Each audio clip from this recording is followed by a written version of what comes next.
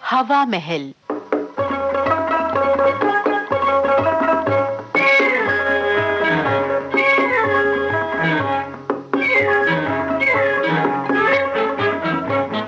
हवा महल में आज सुनिए श्रीमती वेदांती महर्षि की लिखी नाटिका सेवा का दर्द।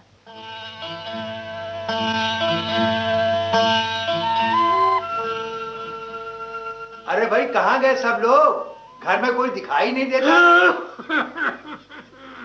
अरे कौन हो भाई?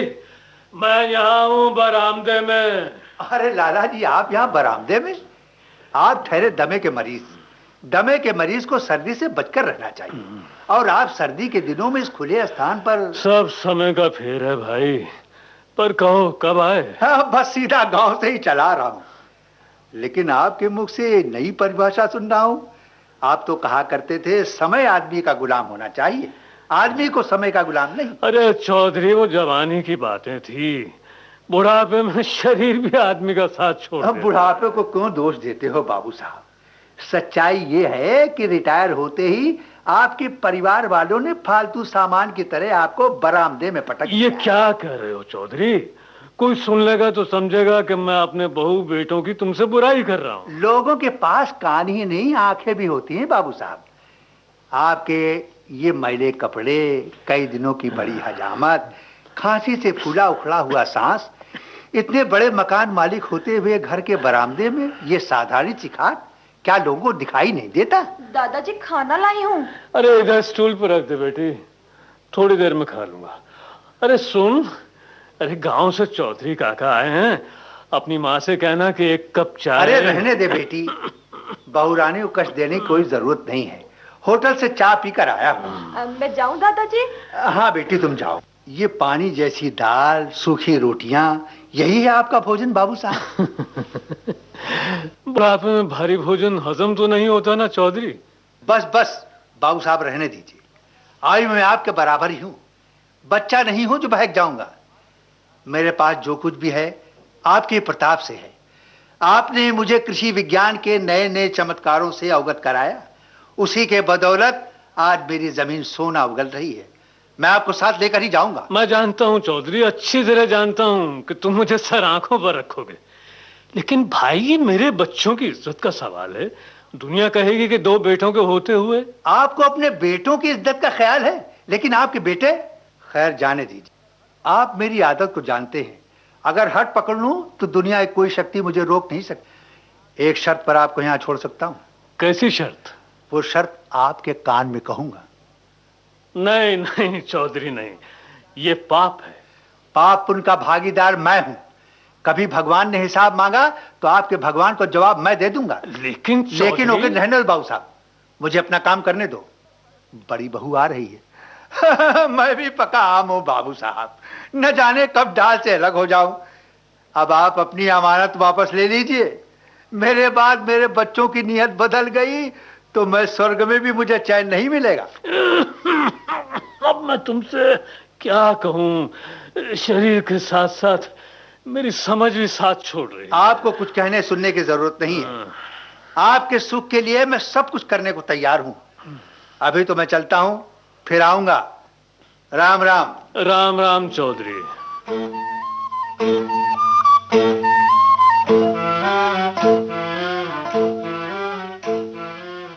अजी सुनते हो जी? ओहो, घर आए देर हुई नहीं और तुम्हारी शिकायतें शुरू हो गई। कब? आज फिर छोटी बहू से झगड़ा हो गया? ये बात नहीं जी, आज तो एक नई खबर है। अच्छा? आज चौधरी निहाल सिंह आए थे। तेरे की खोदा पहाड़ निकला चुआ। अरे ये भी कोई खबर है? चौधरी बाबूजी के लंगोटिया यार हैं, अक्सर आते रहते हैं। तुम्हें तो हर बात को हंसी में उड़ा देने की आदत है। अरे पूरी बात सुनी नहीं और लगे अपना फैसला सुनाने। सुना है बाबूजी की कोई अमानत चौधरी के पास धरोहर के रूप में रखी है। सब बकवास है। मैं बचपन से ही देखता आ रहा हूँ, जमा पूंजी के नाम पर बाबूजी के पास एक पैसा भी नहीं है। अच्छा सुनो, तुम अपनी सपनों की दुनिया को छोड़कर रसोई घर में जाओ और मेरे लिए एक कप गरम गरम चाय बना कर लाओ। ओफो, अरे कोई दूसरा कहता तो मैं भी चौधरी की बात पर विश्वास नहीं करती। अरे लेकिन अपने कानों सुनी देखी बात को कैसे झुठला दूं? अरे तुम ही बताओ। ओफो, मैं क्या बताऊं, मेरे तो कुछ समझ में नहीं आ रहा है। अब समझने समझाने का वक्त नहीं है। अभी जाकर डॉक्टर को लाओ और बाबूजी की दवा दारू का इंतजाम करो। अरे बेचारे कब से खांसी में बेहाल हैं। मगर तुम तो कहती थी कि खांसी बुढ़ापे में। अब जाओ भी। समय के साथ बदलना ही बुद्धिमानी की निशानी है। जानते हो, सेवा से मेवा मिलता है। ठीक है भाई, तुम्हें सेवा का दर्द उठा है तो इलाज कराना ही पड़ेगा। अच्छा, कल दफ्तर से लौटते समय डॉक्टर को। कल क्यों, अभी जाओ। शुभ काम में देरी क्यों? कल शाम को चौधरी साहब गांव लौट जाएंगे। अरे उनके जाने से पहले ही अरे बस बस बस, समझ गया, अब कुछ कहने की जरूरत नहीं।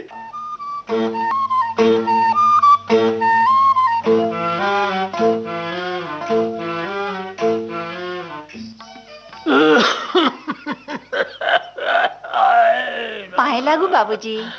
अरे बड़ी बहू तुम। बेटा राम, ये कौन है? डॉक्टर साहब हैं बाबूजी, आपको देखने आए हैं। डॉक्टर? अरे बेटा, बुढ़ापे में क्या देखना दिखलाना। बेकार डॉक्टर साहब को तकलीफ दी है। अधिक बोलने से आपको खांसी उठती है बाबूजी, आप चुपचाप लेट जाइए। डॉक्टर साहब, आप इन्हें भली प्रकार देख लीजिए। इनके आराम के लिए हम महंगी से महंगी दवा खरीद सकते हैं। खर्चे की आप बिल्कुल चिंता न करें। बुजुर्गों के नाम पर एक पिता का ही तो साया है हमारे ऊपर। इनका सबसे बड़ा इलाज तो इस खुले स्थान से हटाकर कमरे में ले जाने से होगा।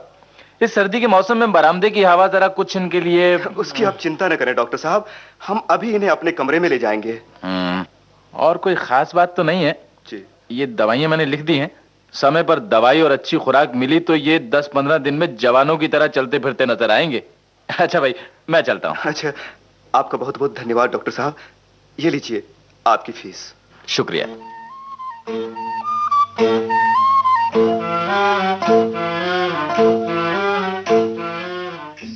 बाबूजी, बाबूजी कहाँ हो? बाबूजी हमारे कमरे में हैं चौधरी साहब, आप ऊपर ही आ जाइए। आप यहाँ हैं बाबूजी? आपको बरामदे में देखा नहीं, मेरी तो जान ही निकल गई। अरे तुमने सोचा होगा चौधरी कि तुम्हारे यार की खटिया उल्टी खड़ी हो गई। उल्टी खटिया खड़ी हो आपके दुश्मनों की। मेरा नुक्सा इतनी जल्दी काम कर जाएगा, इसका मुझे गुमान ही नहीं था। ये नवल धवल बिस्तर, टेबल पर रखी महंगी दवाइयाँ, टॉनिक, क्या ठाठ है मेरे यार के। चाय लीजिए चौधरी साहब।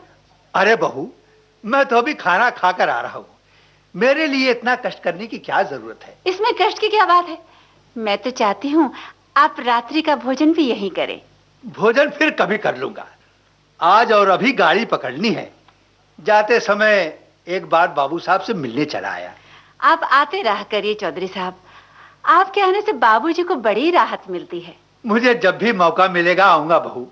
बाबूजी के राहत के लिए तो मैं अपना सर भी कटा सकता हूँ। तुम्हारी सेवा ने तो 2 दिन में बाबू साहब की काया पलट दी। भगवान तुम्हें सेवा का फल अवश्य देगा। अच्छा बहू, चलता हूँ।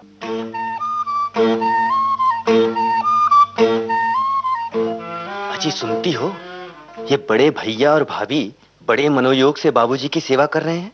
ये यकायक इनके मन में सेवा का दर्द कैसे जाग गया? चौधरी के पास बाबूजी की कोई कीमती अमानत रखी है। अच्छा। इसकी भनक बड़े भैया और भाभी के कानों में पड़ गई है। बाबूजी को खुश करके वो लोग चुपचाप सारा माल हजम कर जाएंगे। किसी को कानों कान खबर भी ना होगी। ये तुम्हें कैसे मालूम? तुम तो जानते ही हो, बच्चों का मन शीशे की तरह साफ होता है।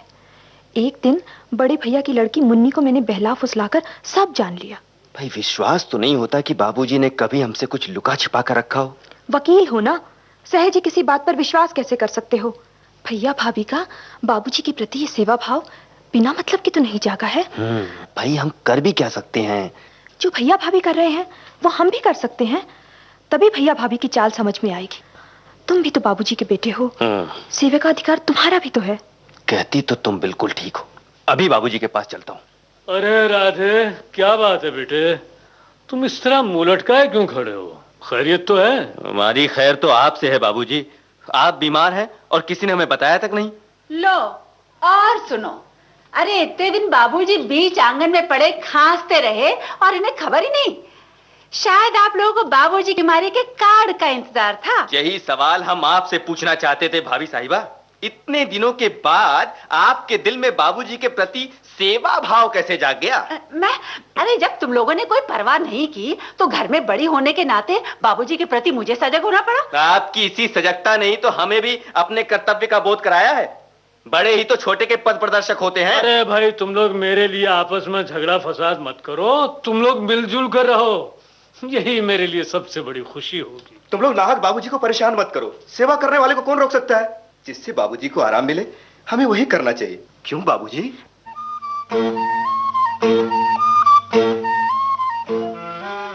लगता है हाँ। देवर जी को भी बाबूजी की अमानत की खबर लग गई है। दीवारों के भी कान होते हैं देवी। फिर राधे वकील है, छोटी सी छोटी बात को भी गहराई से परखता है।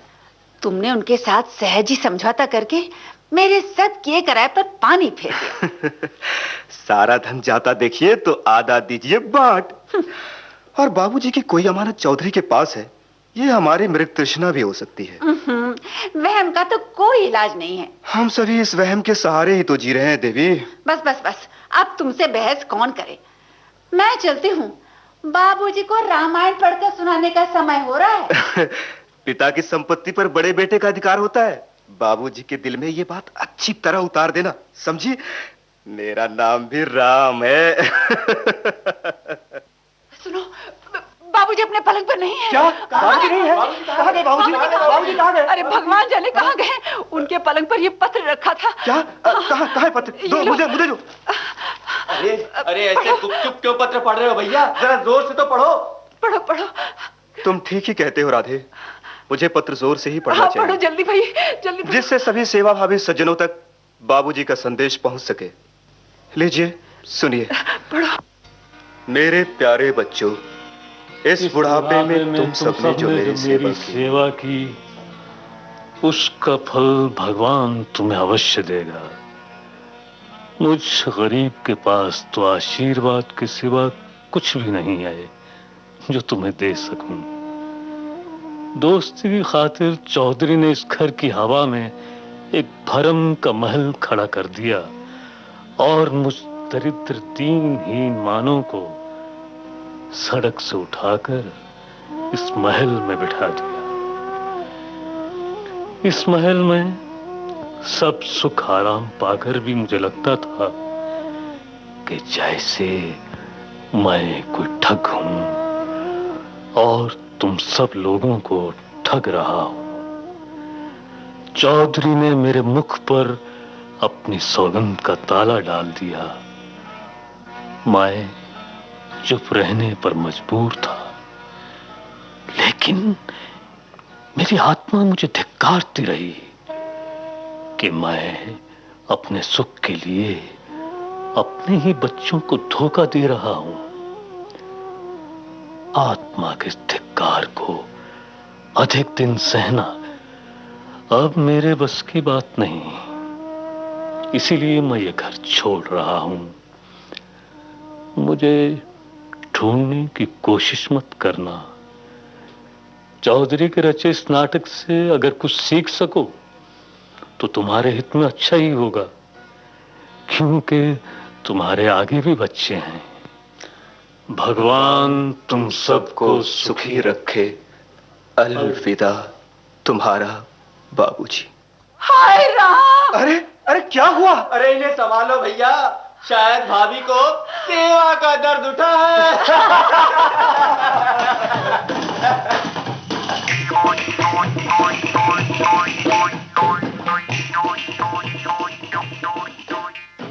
सेवा का दर्द। हवा महल में अभी आपने सुनी श्रीमती वेदांती महर्षि की लिखी ये नाटिका। कलाकार थे शिवराज, राधेश्याम मिश्र, ललितेश चंद्र, छाया आर्य, प्रेम श्रीवास्तव, मिचिको भाटिया और ब्रजभूषण साहनी। सहायक कुमारी परवीज। प्रस्तुतकर्ता गंगा प्रसाद माथुर।